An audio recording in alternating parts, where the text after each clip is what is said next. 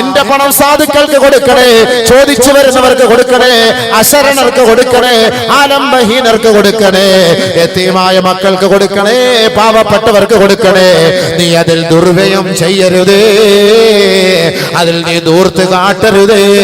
ദൂർത്ത് കാട്ടുന്നവൻ പിശാചിന്റെ അനുയായിയാ, അവൻ ശൈത്താനാണ്, അവൻ പിശാചാൻ.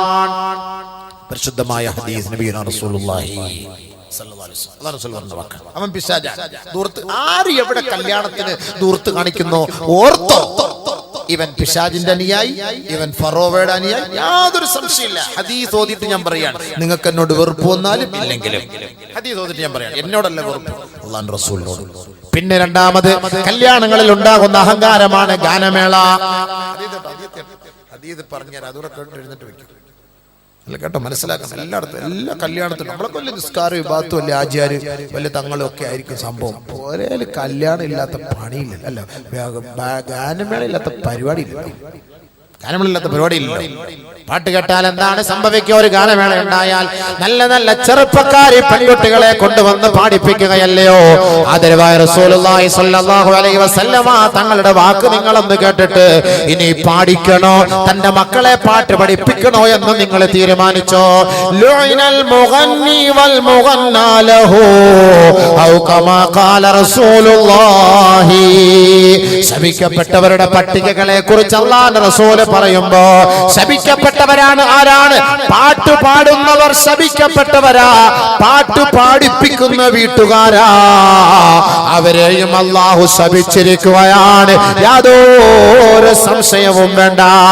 ഏതൊരു വീട്ടില് ഗായികയുണ്ടോ, ഏതൊരു പുറകില് ഗായികയുണ്ടോ, ഏതൊരു വീട്ടിലെ പെണ്ണ് പാട്ട് പാടാനും നൃത്തം ചവിട്ടാനും പോകുന്നുവോ, ആദരവായ റസൂലുള്ളാഹി തങ്ങളെ പറയുകയാ, മൻമാതാ വഇൻദഹു ജാരിയത്തും മുഗന്നിയാ ഫലാ തുസല്ലു അലൈഹി ഔ കമാ ഖാല റസൂലുള്ളാഹി.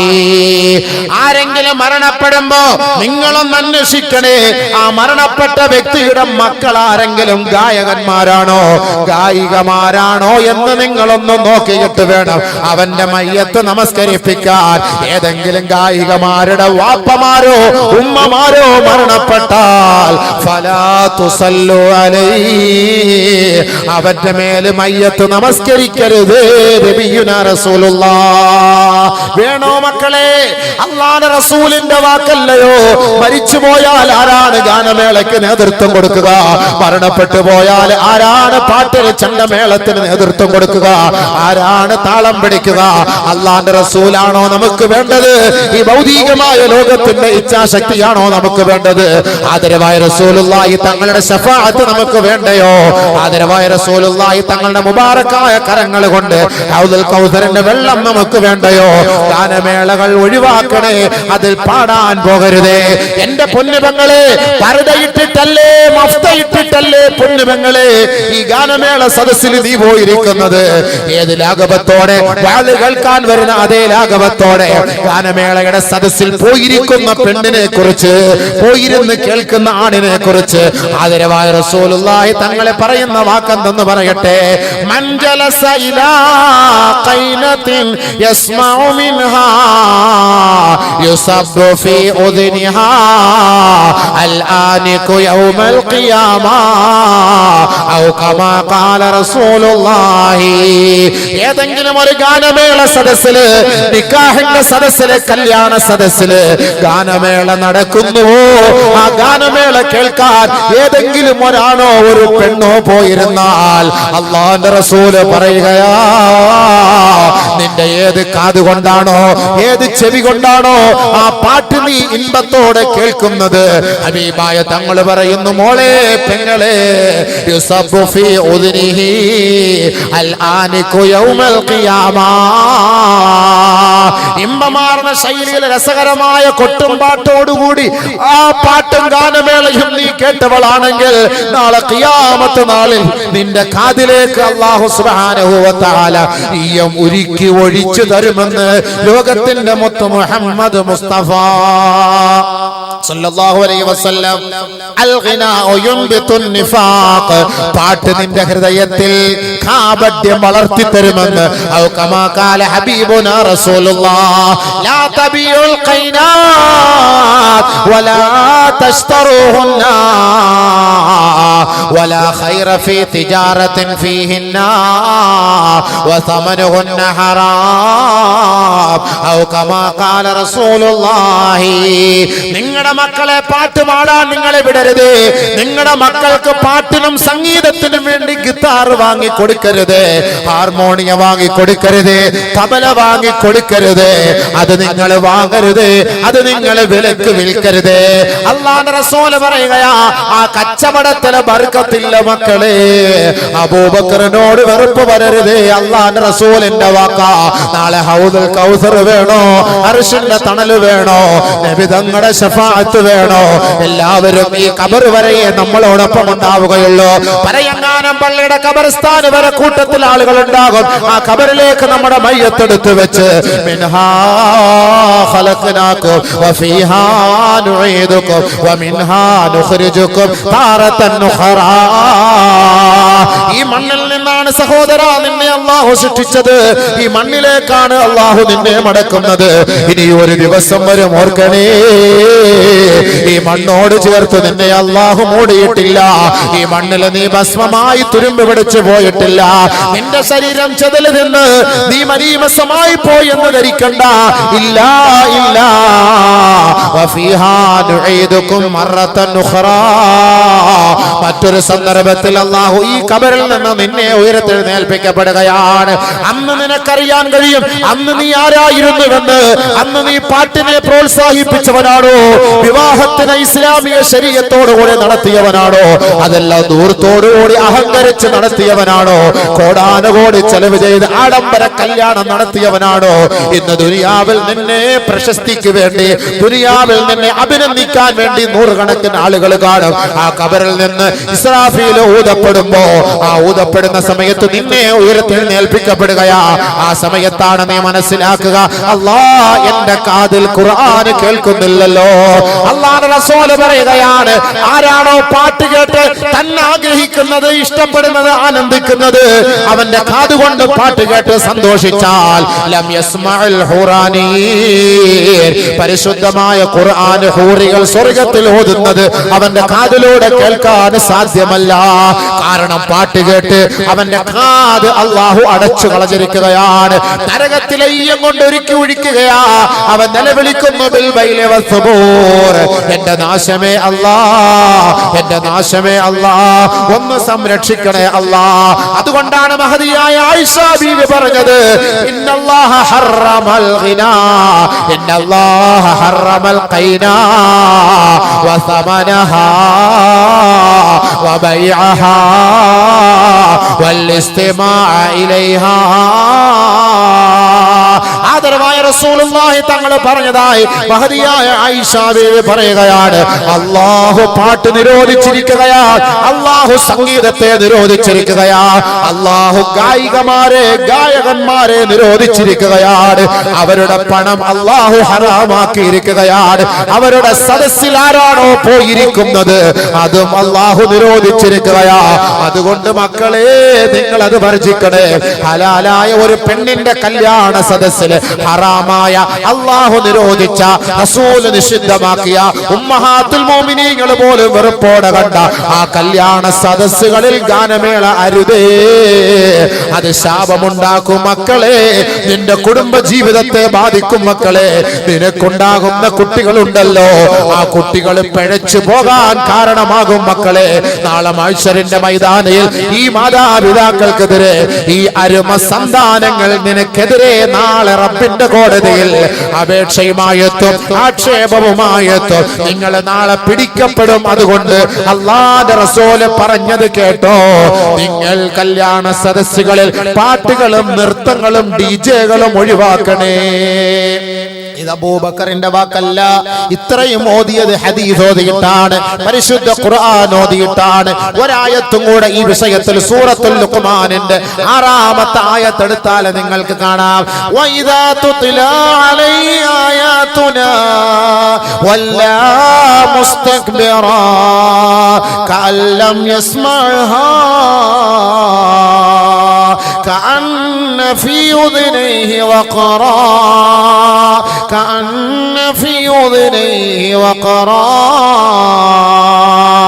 ومن الناس من يشتري لهو الحديث ليضل عن سبيل الله بغير علم ويتخذها هزوا أولئك لهم عذاب أليم. ജനങ്ങളിൽ ചില ആളുകളുണ്ട് വാദ്യോപകരണങ്ങൾ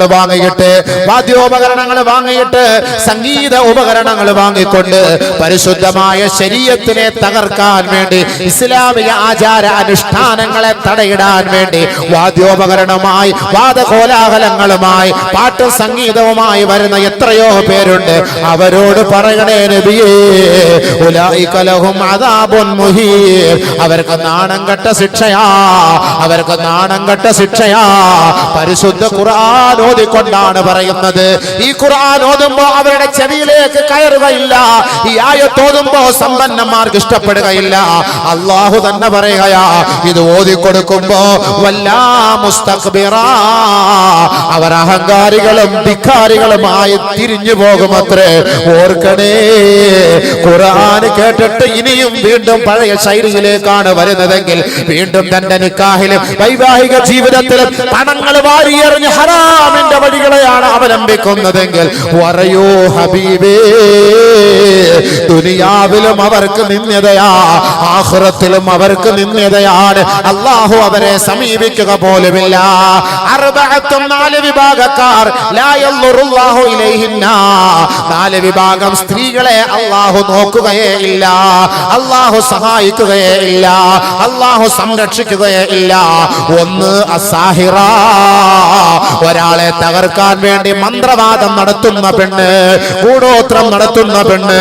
ആ പെണ്ണിനെ നാളെ അല്ലാഹു ആഖിറത്തിൽ സഹായിക്കുകയില്ല. രണ്ടാമത് വന്നായിഹ, തന്റെ ഭർത്താവ് മരണപ്പെട്ടതിന്റെ പേരിൽ, തന്റെ കുടുംബക്കാരെ മരണപ്പെട്ടതിന്റെ പേരിൽ ജാഹിലിയ കാലഘട്ടത്തിലെ പെണ്ണുങ്ങൾ നിലവിളിച്ചു കരയുന്നത് പോലെ പൊട്ടി പൊട്ടി അലമുറയിട്ട് കരയുന്ന പെണ്ണേ, അല്ലാഹു നാളെ നിന്നെ കടാക്ഷിക്കുകയില്ല, അല്ലാഹു നാളെ നിന്നെ സംരക്ഷിക്കുകയില്ല. 3 വൽമുഗന്നിയ,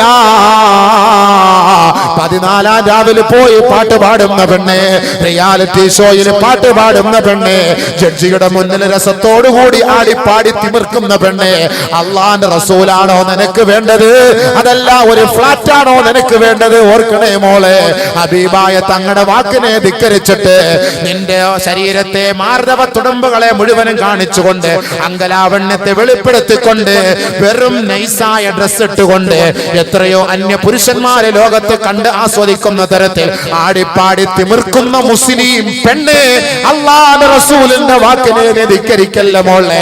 വൽമുഗന്നിയ, ഗായികയായ പെണ്ണിനെ അല്ലാഹു നാളെ സഹായിക്കുകയില്ല, അല്ലാഹു നാളെ കടാക്ഷിക്കുകയില്ല.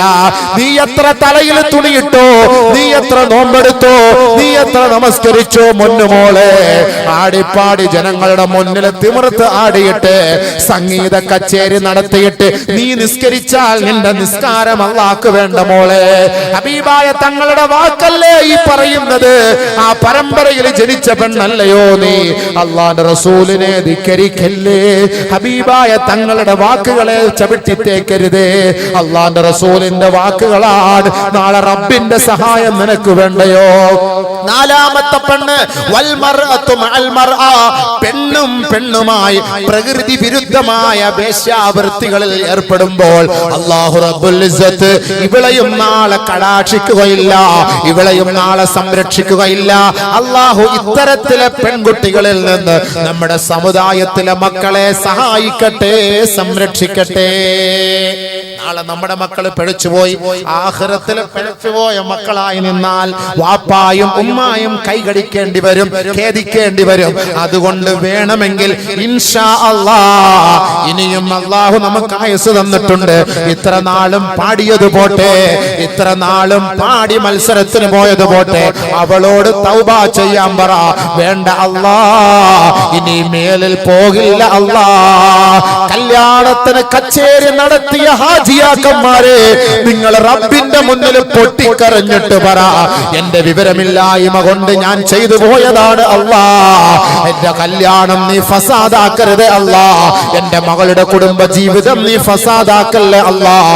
നാളെ ആഖിറത്തിൽ നാണക്കേടും നിന്ദ്യതയും നൽകരുത് അല്ലാഹ്. അതുകൊണ്ട് നാദാ, ഈ നിക്കാഹിൽ വന്നുപോയ ഇസ്രാഫ് ദൂർത്തിനെ നീ മാപ്പാക്കണേ എന്ന് പൊട്ടിക്കരഞ്ഞ് തൗബ ചെയ്തിട്ട് അതിൽ ചെലവാക്കിയ ഹറാമായ പണമുണ്ടല്ലോ, ദൂർത്തിന് വേണ്ടി ചെലവ് ചെയ്ത പൈസയുണ്ടല്ലോ, ഇറങ്ങി തിരിക്കണേ. കാസർഗോഡിന്റെ ഏതെല്ലാം കോണുകളിലാണ്, ദിക്കുകളിലാണ് 28 വയസ്സുള്ള പെണ്ണുങ്ങളുള്ളത്, കല്യാണം കഴിക്കാൻ വഴിയില്ലാതെ കഷ്ടപ്പെടുന്ന പെൺമക്കളുള്ളത്, വിധവകളായ പെൺകുട്ടികളുള്ളത്, അനാഥ മക്കളുള്ളത്. ആ മക്കളെ നിന്റെ പണം കൊണ്ട് സഹായിച്ചിട്ട് പറയണം, എന്റെ പണം കൊണ്ട് ഞാൻ കുറച്ച് അഹങ്കരിച്ചു പോയി, ആ അഹങ്കാരത്തിൽ നിന്ന് അള്ളാന്റെ കോടതിയിൽ ഒരു പരിഹാരം കിട്ടാൻ നിങ്ങൾ ദുആ ചെയ്യണേ, നിങ്ങൾ ദുആ ചെയ്യണേ എന്ന് പറഞ്ഞ് പാവപ്പെട്ടവരെ നിങ്ങളുടെ പണം കൊണ്ട് സഹായിച്ചിട്ട് റബ്ബിലേക്ക് നിങ്ങൾ മടങ്ങണേ, തൗബ ചെയ്യണേ. എങ്കിൽ ഇൻഷാ അല്ലാഹ് നാളെ ആഖിറത്തിൽ രക്ഷപ്പെട്ടേക്കാം. ലഅല്ലകും തുഫ്ലിഹൂൻ. അതിന് അല്ലാഹു നമുക്ക് തൗഫീഖ് നൽകി അനുഗ്രഹിക്കുമാറാകട്ടെ.